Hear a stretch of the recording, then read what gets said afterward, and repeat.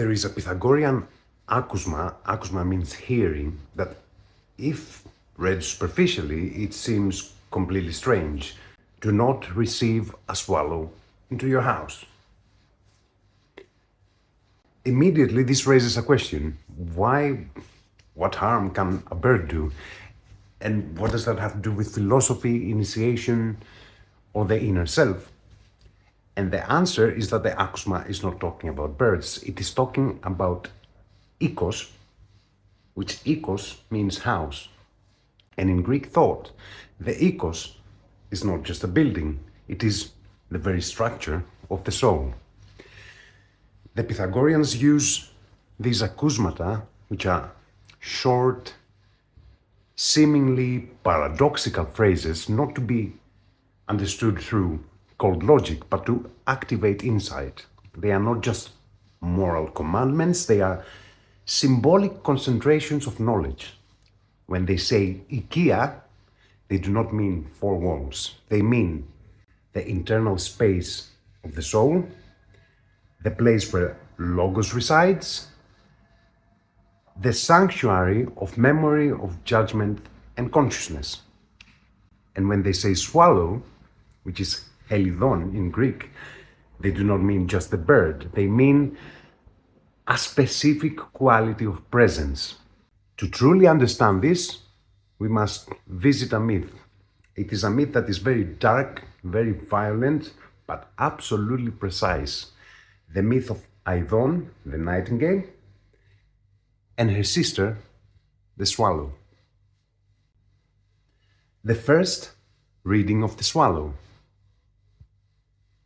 The swallow, as a bird, possesses three fundamental characteristics that we need to talk about to understand its symbolic nature. Discontinuous presence. We could also call it fragmented time. It is a bird that comes and goes. It does not stay, it does not inhabit somewhere. The swallow is a migratory bird. It arrives in favorable seasons and then vanishes during the winters. So it represents it is a presence that lacks endurance.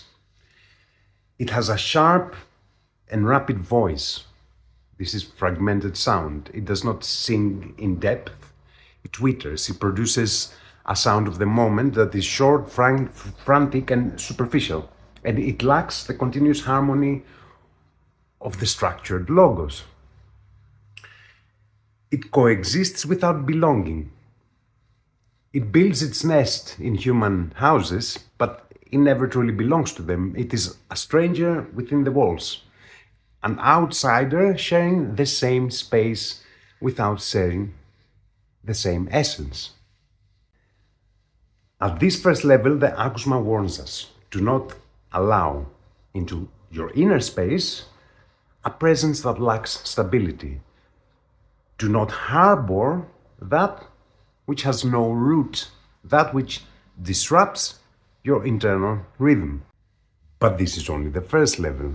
To understand why this discontinuity is truly dangerous and how it leads to distraction, we must look at the myth itself.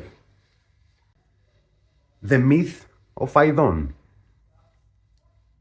We shall follow now the myth, the Asia Minor version of the myth that is preserved by Antoninus Liberalis, based on his work Ornithogonia. The title Ornithogonia is a compound Greek word that reveals the structural intent of the myth. We have ornis, meaning bird,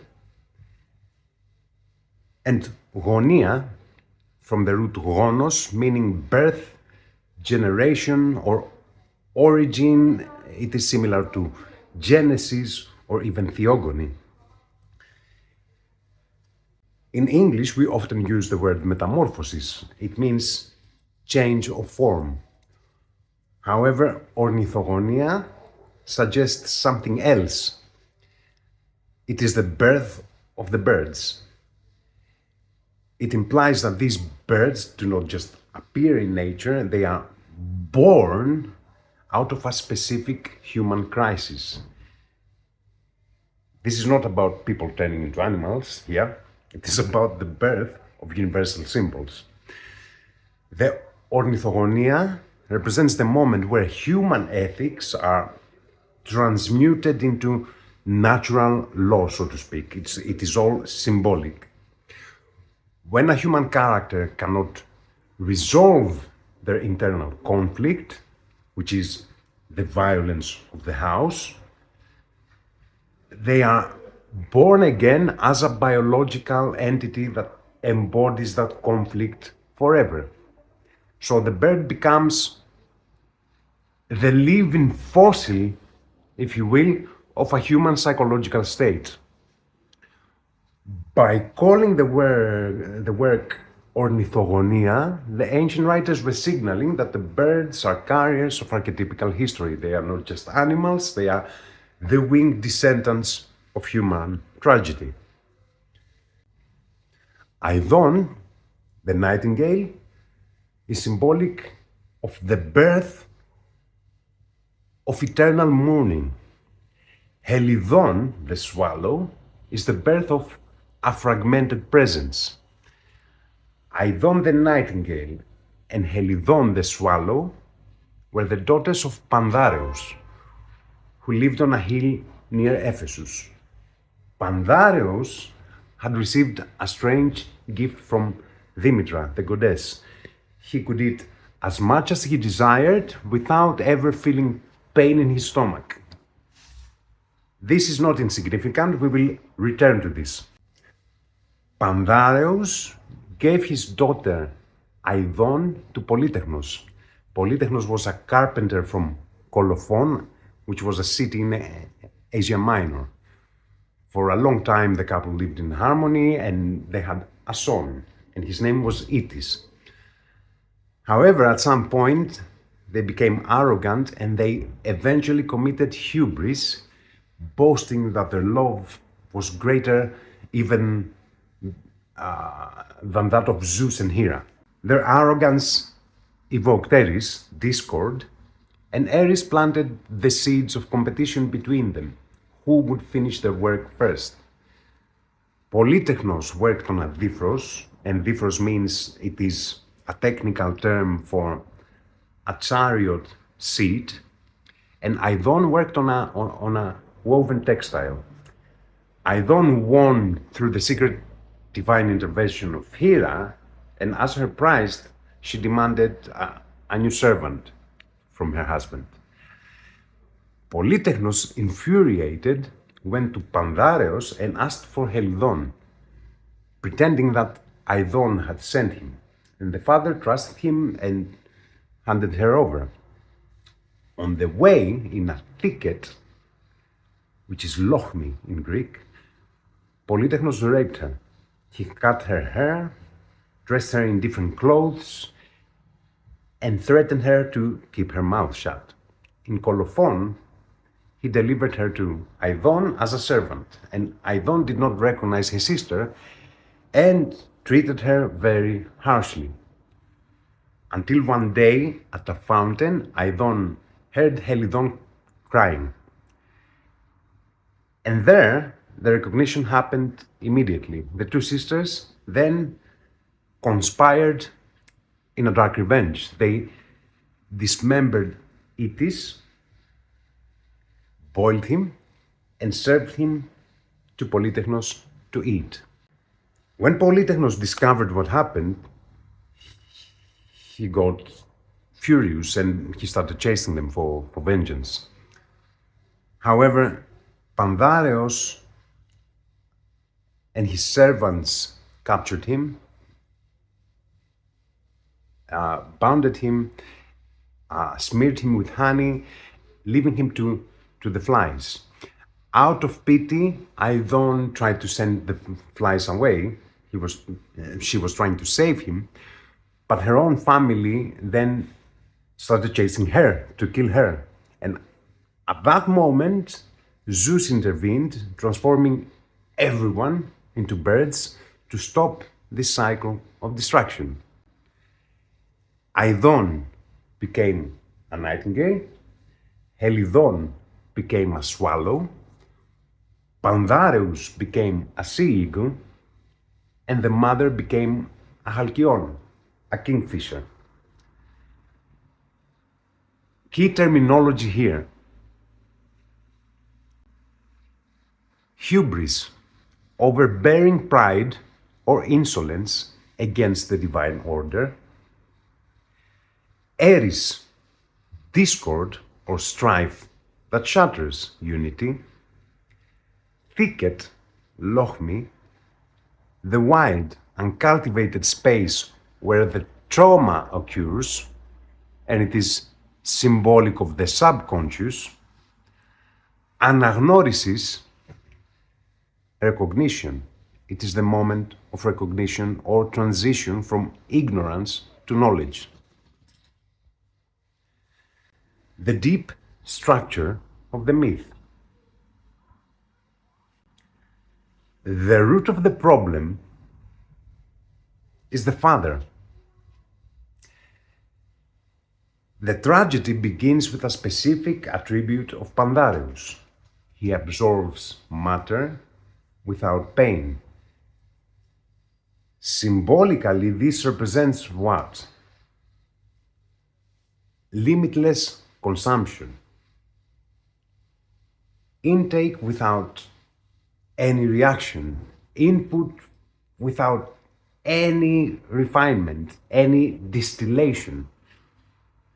Materialism without measure, without Metron.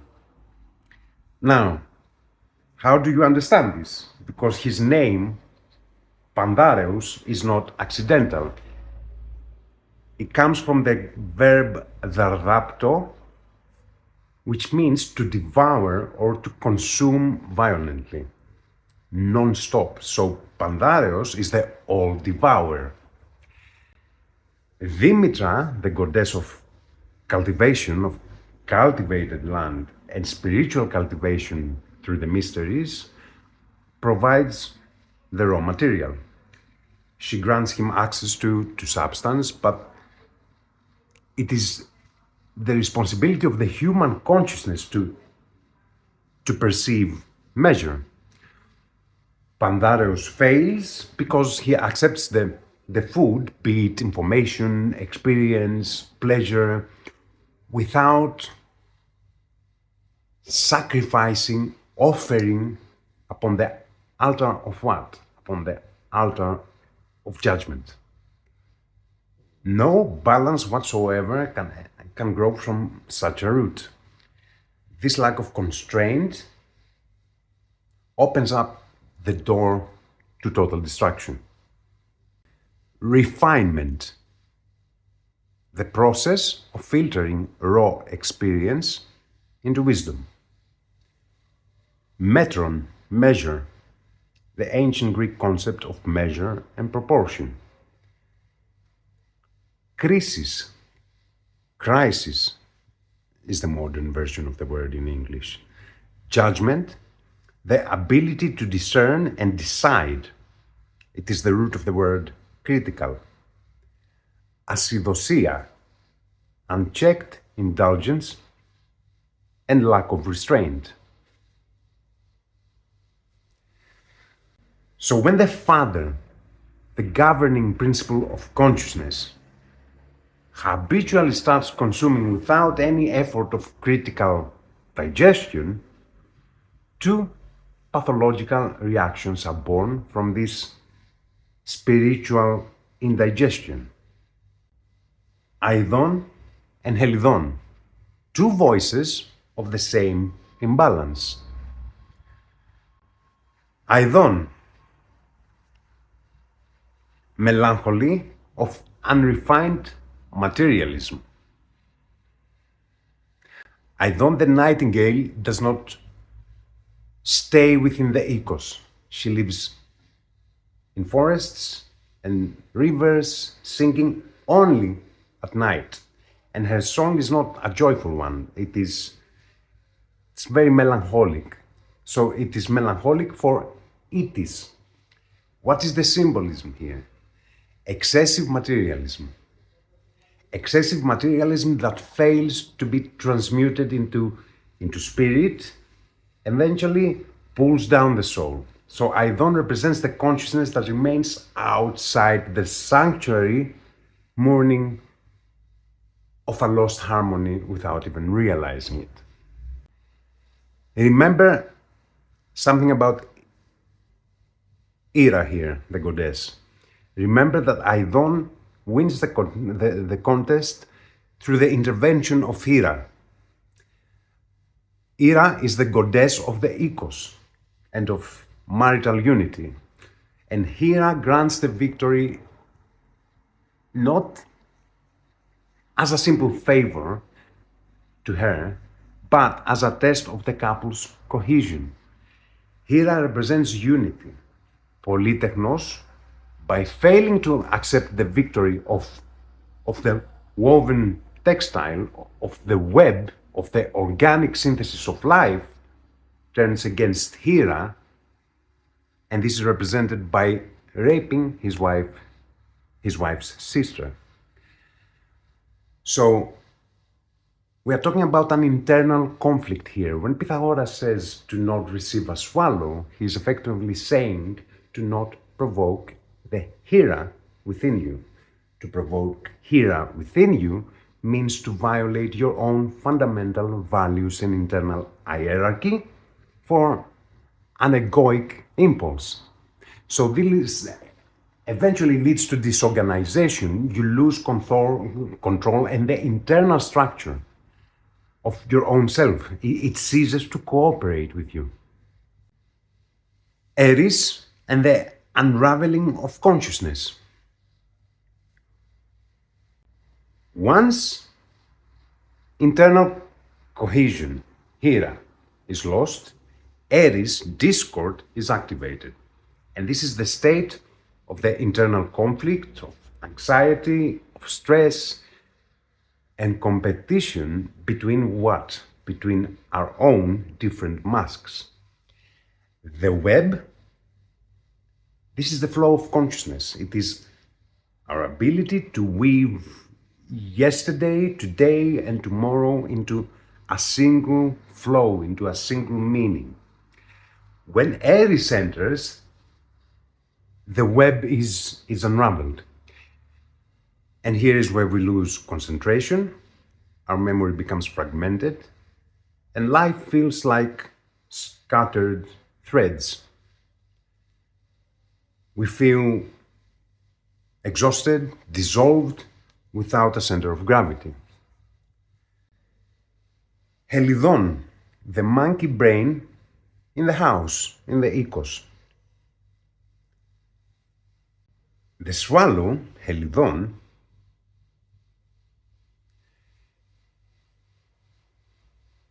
dwells with humans. She enters the house, the oikos, but her presence is fragmented. She is the archetype of what we call today the monkey brain. It's the state of consciousness where the mind jumps restlessly from branch to branch, and it is anxious and uncontrolled. Uncontrolled thoughts, uncontrolled emotions, etc. So this is the discontinuous presence. Just as the swallow comes and goes, the monkey brain fails to focus, and it is constantly lured by every random stimulus.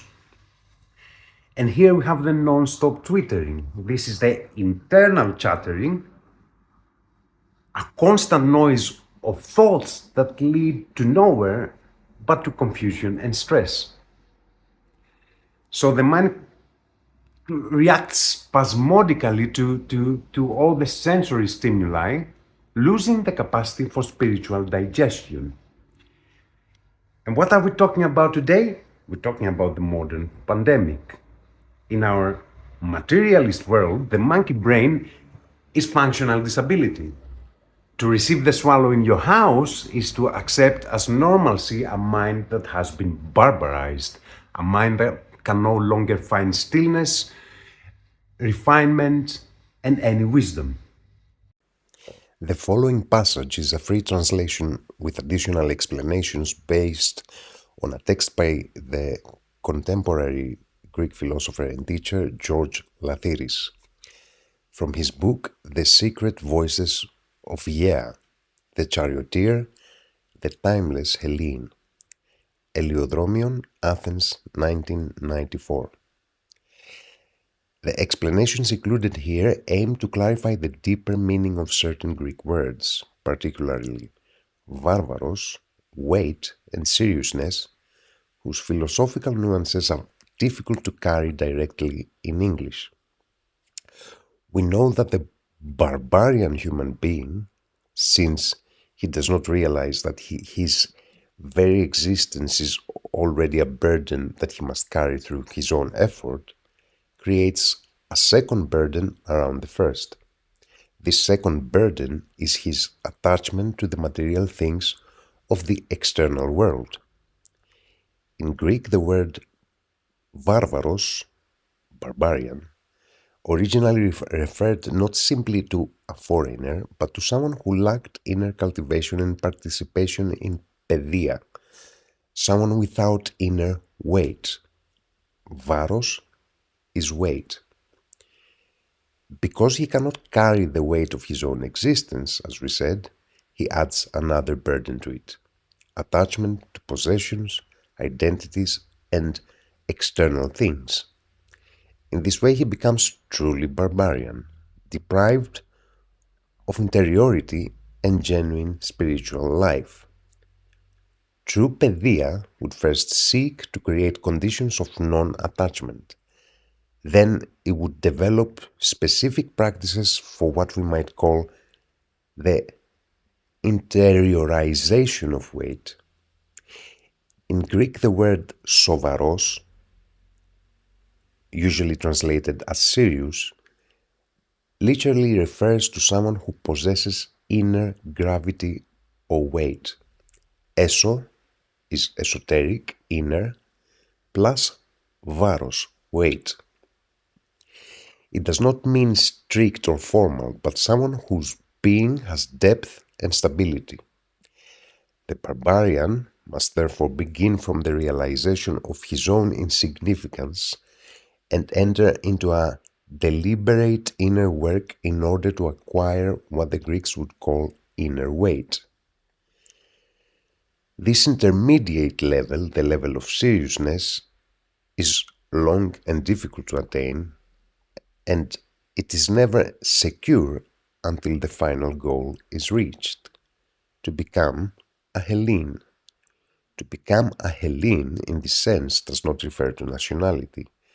It refers to a level of being, a human being who has acquired logos, nous, and inner gravity. A human being of a higher solar level of consciousness.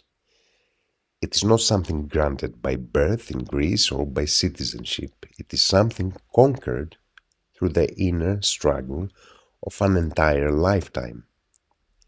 It is ultimately a citizen of the soul, a citizenship of the cosmos. The Greek idea of inner weight has an interesting parallel in the Latin concept of gravitas. Just as gravitas comes from gravis, which means heavy, and refers to moral seriousness and inner dignity, the Greek words around varos point to a similar idea. A human being acquires depth, stability, and seriousness when the weight of life is carried inward rather than projected onto external things. Our mind has become like Pandareus. It swallows information, images, desires, without any pain of critical processing. It just receives information, and what is the result? It is a dizzy mind that loses its focus and flutters nervously from stimulus to stimulus. This is the fragmentation of consciousness. Cohesion, συνοχή, the quality of forming a united whole. Organic synthesis, the weaving of experiences into a meaningful life. Monkey mind, a Buddhist term that perfectly fits the swallow archetype. Functional disability, the inability of the modern mind to focus due to overstimulation. The modern mirror, the couch scenario. Imagine yourself at night, resting on your couch. You are tired and you pick up your phone. What is this? This is the gift of Pandareus. This is unrestrained intake. Before you lies an endless stream of TikToks, of reels, of news feeds, and the content flows without any pain. You don't need to think, you don't need to judge or to put any effort to this. You just consume unchewed information. Be it a recipe, a political headline, a funny video, something that makes you angry, an advertisement. What is the reality here? This is the Pandareus within you. An example of it. He swallows everything, but your soul is nourished by nothing substantial. It constantly remains hungry because nothing is ever digested.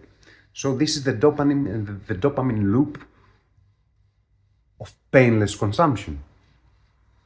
Then what do we have? We have the entry of the swallow, the monkey brain. After 10 minutes, after a while, your mind has already been barbarized. Your attention span is being hacked into 15-second fragments. This is the discontinued presence. While you are physically there, in your oikos, your mind is fluttering nervously. You can no longer focus on a book or to engage into a deep conversation. You have lost your creativity. The swallow has nested inside your house and twitters non-stop. There's a difference between fantasioplexia, which means being struck by fantastic stuff, by imaginative stuff, and δημιουργική φαντασία, which is creative imagination. They're two different categories. Fantasioplexia literally means being struck by fantasies, the mind overwhelmed by random images and illusions. But δημιουργική φαντασία means creative imagination, the capacity to shape ideas and bring something into existence. The Greeks made a clear distinction between passive fantasy and the creative power of the mind. You can even see this distinction reflected in the Greek words for thought and purpose. Skepsis, meaning thought or consideration, is related to the verb skopeo, which means to observe carefully, to aim towards something, to keep a target in view. The word skopos in ancient Greek literally means a target, an aim, the end toward which something moves. From the same root we have skopeo, to observe with a target in mind, skopos, the aim or goal, skepsis, examination or reflection before action. An easy way to tell the difference is this: if thoughts have no skopos, no aim or direction, if they are askopa, without purpose, then they are not truly thoughts, they are fantasioplexia. So you intended to maybe spend your evening on something with continuity, to study or to create or to communicate with someone, and this was your web This was your Itys, the rhythm and cohesion of your life. But the discontinuity of the swallow has totally dismembered this. Your time boils away in purposeless consumption. And the cycle of creation and the rhythm of your own being, of your own consciousness, is totally broken. Itys is dead. Unchewed information, raw data consumed without critical analysis.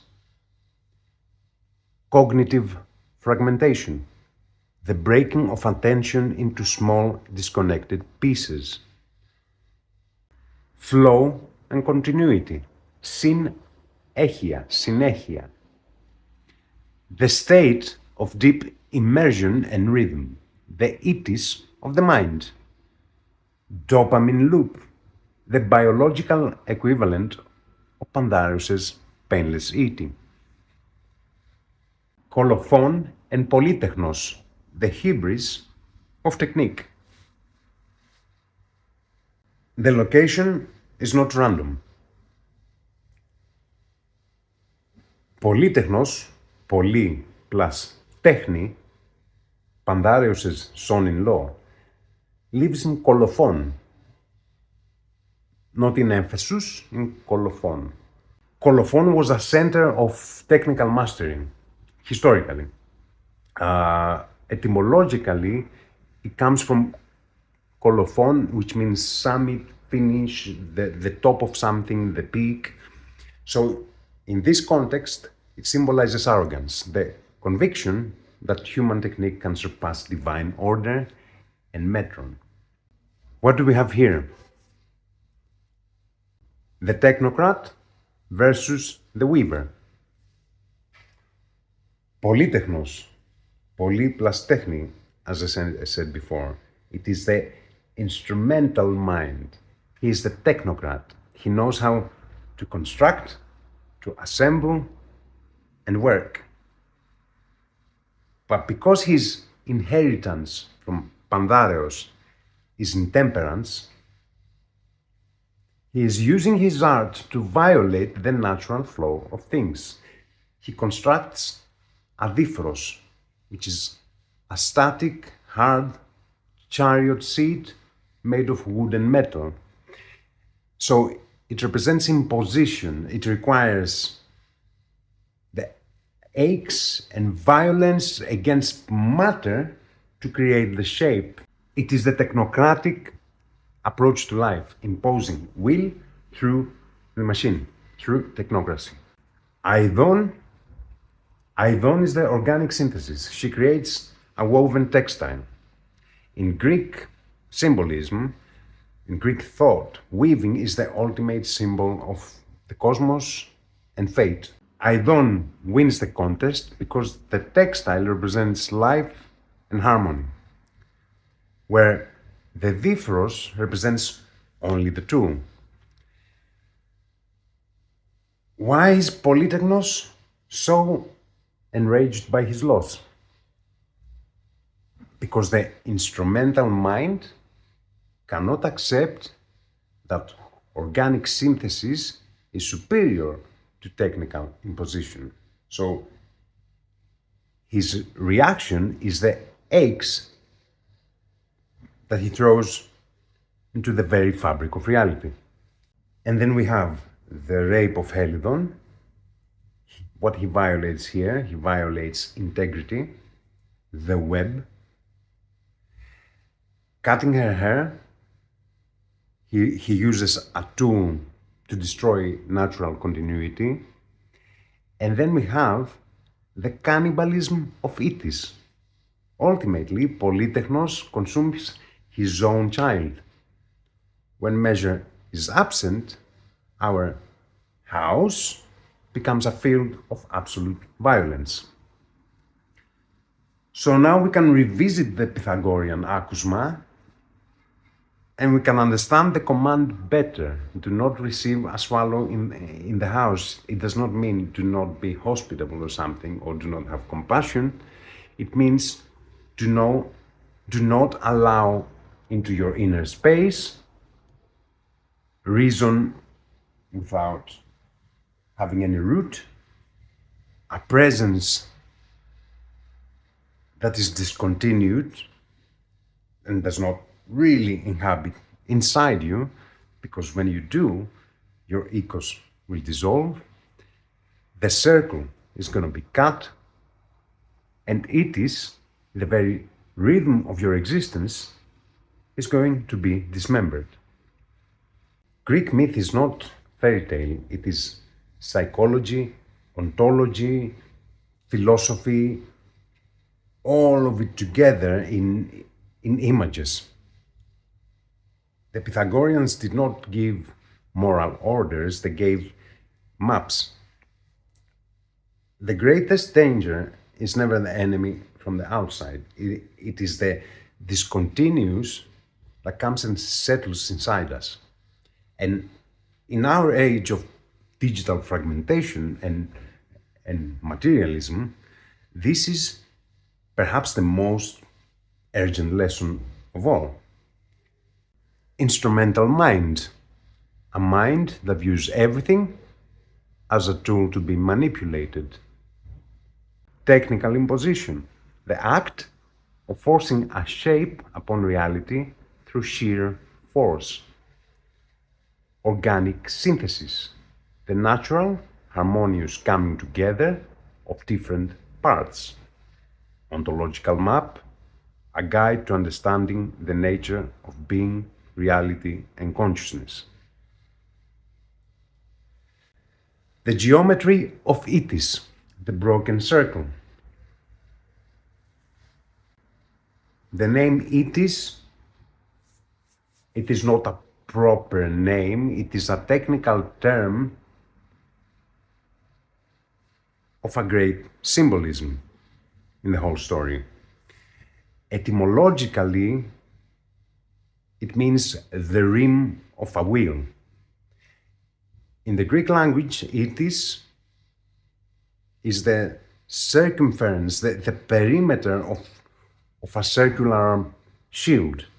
So it signifies rotation and orbit, for example, the path of a planet or some kind of rhythmic pattern. Then the periphery that holds a circle together as a unified whole, it is also connected to ititheon, which means a specific way of proceeding. So Itys is the structure that allows something to turn as a totality. It is not the center, but the boundary that ensures unity. When the son is named Itys, the myth is telling us something very clearly. The child is the continuity of the circle. For an oikos, a house, a mind, a family, a nation, a planet to stand, it requires a father, principle and power, a mother, measure and empathy, and Itys, repetition, continuity, and rhythm. When Itys is dismembered, it is not just a person that dies. We have a broken circle. In the language of the myth, this is literal derailment of existence. We can even imagine the nightingale crying iti iti. It's like she repeats the circle, the return, the continuity. And her song is not an emotional outburst. It is a mourning of a fragmented consciousness that somewhere, somehow realizes that the geometry of her existence has been destroyed. Remember, she sings only during the night. So that's another symbolism here. It is the voice of the subconscious. It is the melancholy Why so many people in our times are depressed? It is the melancholy of a system that has entered a pathological repetition. Because the rhythm, the Itys, has been shattered, the Nightingale is condemned to repeat the name of this broken rhythm forever without being able to reconstruct it. Here, we can start seeing a pathological sequence. Pandareus, materialism and overconsumption. Absent mother, inactive measure and empathy. In the whole story, we don't see the mother. Polytechnos, technique without wisdom, technocracy. Swallow, the Chelidon, discontinuity within the oikos. Nightingale, Aedon, memory outside the oikos, depression and despair, melancholy. Itys, the broken circle. So the result here, when the Itys is lost, there's no rhythm, no memory, no return. There's only dissolution. The absent mother, the paralysis of measure. So now the Pythagorean akousma has taken a total geometrical shape.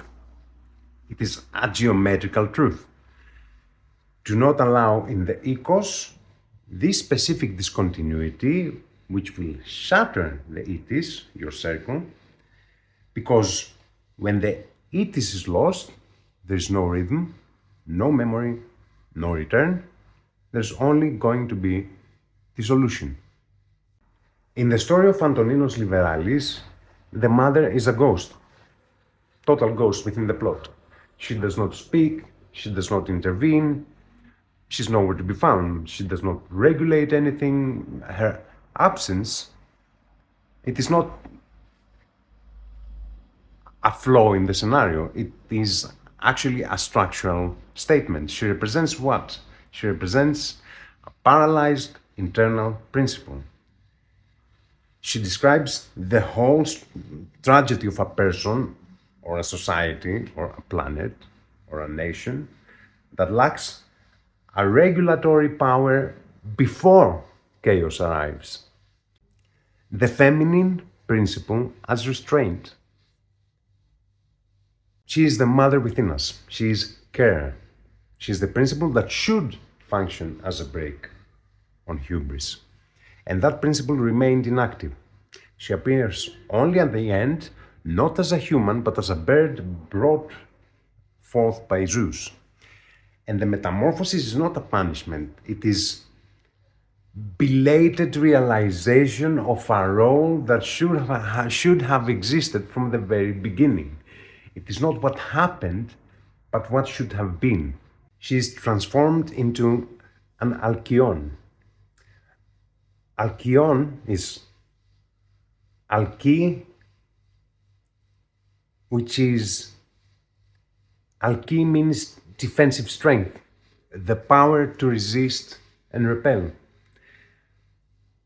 Olki means attraction, pulling or holding back. It is a technical term for containment and traction.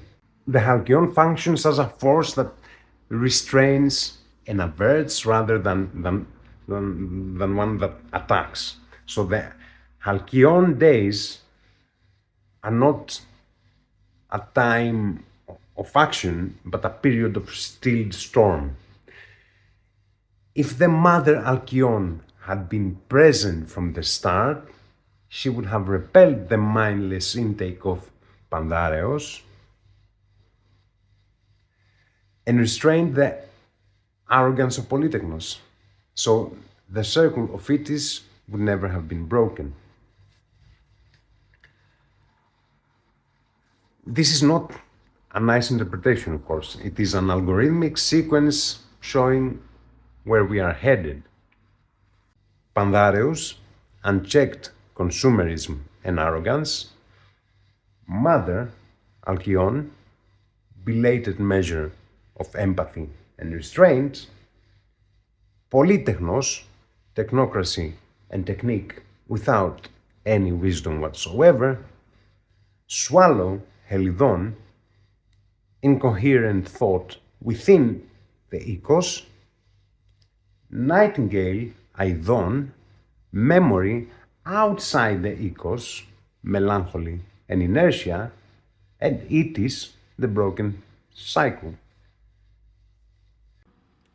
So the conclusion is very, very clear. Metamorphosis is alignment.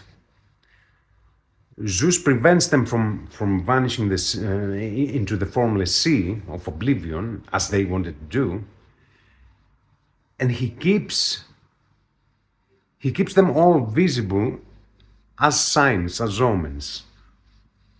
What has not been regulated in the oikos as a moral choice is now regulated in the cosmos as a universal law for everyone to see. Regulatory principle, the internal force that maintains balance. Defensive strength, alki, the power to resist external and internal chaos. Containment, olki, the ability to hold back or restrain a destructive impulse. Stilled storms, the halcyon state of peace that follows the cessation of hybris. Cosmic realignment from tragedy to omen. And they wished immediately to vanish into the sea, but Zeus prevented them. And he made it so that these birds appear as good omens. Zeus intervenes at the exact moment where the protagonists seek to drown into the sea. In this context, the sea represents the amorphous, the return to primordial chaos, and the absolute oblivion. And Zeus stops them. Zeus keeps the forms visible, significant, and recognizable, and he transforms them into omens, which are carriers of meaning that no longer belong to this specific private tragedy, but they belong to the cosmos in the world of ideas. It becomes cosmological. Pandareus, from consumption to oversight. Pandareus becomes a sea eagle, ψαραετός in Greek. The sea eagle flies high, eats only when necessary, and possesses a clear, piercing vision. What's the transformation here? Unrestrained consumption is transmuted into selective vision. The father is not lost, he is at the same time elevated and restrained. He becomes a good omen for the sailors, all of us, yeah, we are all the sailors who are navigating the sea and trying to find our bearings. The mother, from paralysis to constant measure.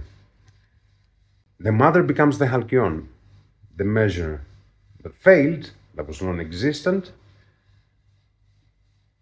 now functions as a constant of nature. What is the transformation here?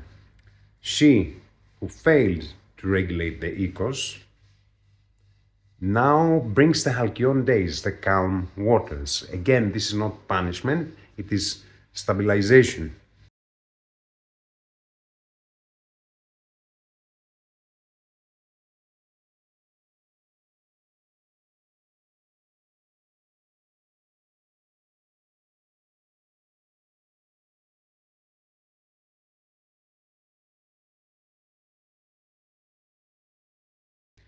The measure that was absent is now a fixed sign of safety.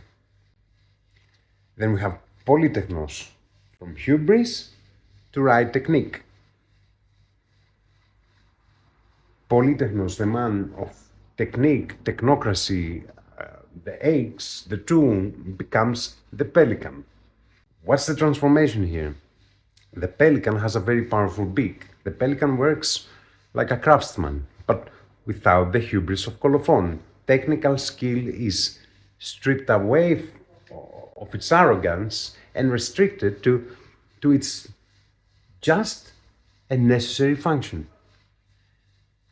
What's the modern parallel here? Replace Colophon with big tech, with AI and digital governance. They are the Polytechnos eating Itys. Art and technique do not vanish, they are protected by being limited to a measure of wisdom according to the nature of things.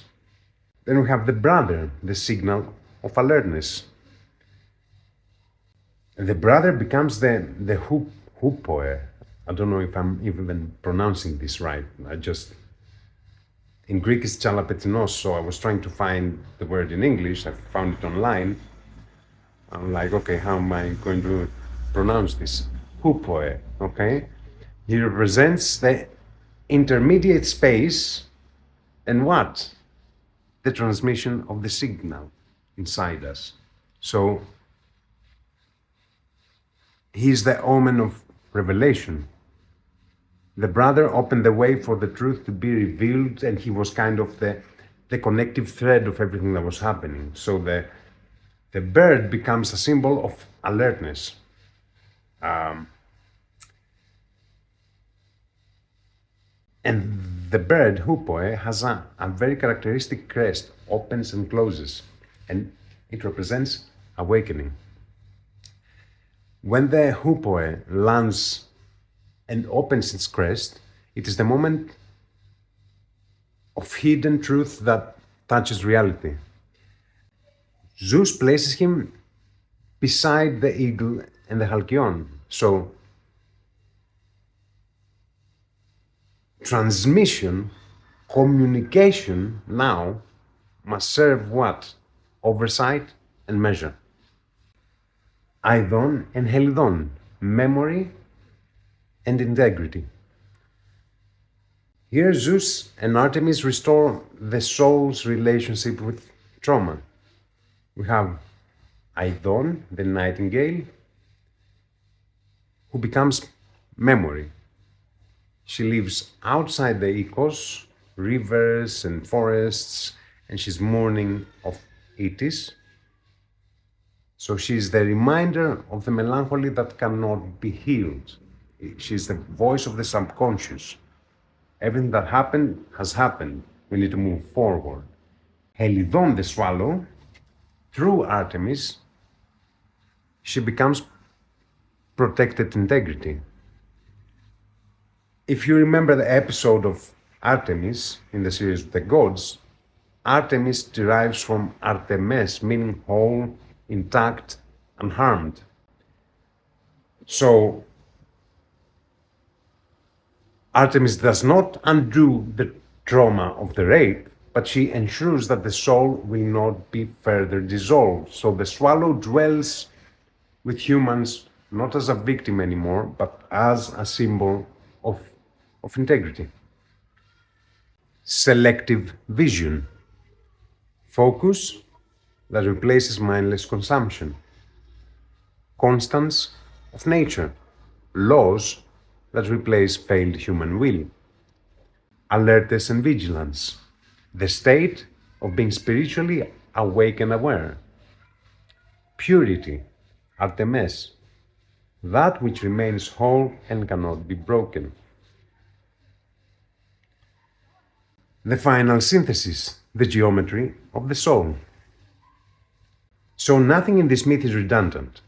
Zeus prevents the protagonist from totally sinking into the amorphous, into the sea, into chaos, and keeps the forms meaningful. Where? Into the world of ideas. what was not regulated within the oikos as a moral choice is now regulated within the cosmos as a universal law. The metamorphosis now become the final alignment. We have oversight, the father, we have stillness, the mother, we have the right art, the right technology, which is the husband, we have vigilance and alertness, which is the brother, integrity, the swallow. All of these become omens that point the way back to what? Back to the Artemis, back to the whole and unharmed. So the myth does not end up in chaos. It is a cosmic redistribution of roles. Zeus prevents them from becoming formless in the sea of oblivion, and he preserves them as signs. Artemis, the goddess of the Artemis, of integrity, does not cure the trauma, but she saves integrity. What failed to be regulated as consciousness now is established as nature. The myth uses the family. We have father, mother, children, marriage, not as a biographical data, but as a structural map of consciousness, of existence. In Greek symbolism, the oikos is the microcosm of the universe. So, as Aristotle states in his Politics, the oikos precedes the city, the polis. But it's not just a social unit, it is a function of order. And we have a polis, every single one of us is a polis. Therefore, the myth borrows the family form to describe internal architecture. Structural roles versus psychological characters. The father, Pandareus, is not a bad father, a bad parent. It's a mode of existence without measure, unrestrained consumption. The mother, Halcyon, she's not an absent mother. It is the inactive regulatory principle of the soul. The husband, Polytechnos, he's not an evil man, but the instrumental mind, the technique devoid of wisdom. The child, Itys, he is not a victim. He is the structural element of cohesion, the rhythm of continuity. And the sisters, Aedon and Chelidon, are not characters, but modes of reaction to rupture. Memory, Aedon, and diffusion, Chelidon. So always Greek philosophy and Greek symbolism, it does never separate the soul, the oikos, and the cosmos. As Heraclitus famously said, ethos anthropodemon, a man's character, a man's way of life, is his destiny and the level of his divinity. So the way you live your life, the way you exist, it is the way the world functions within you. The myth does not condemn people, it discerns structures and explains how they disconnect. So, all of this story explains something that's not family issues, it is the invisible side of consciousness becoming visible. And it clothes itself in the form of the oikos. Everything that happens in the myth does not happen to a family, as we said, it happens within the human being. Structural levels of existence. The layers of the self represented by mythical roles. Universal law, necessity, nomotelia. The inevitable outcome of broken natural laws. Inevitable, I repeat this. Internal architecture, the arrangement of the soul's functions. Microcosm, the reflection of the great universe within the small unit of the house self.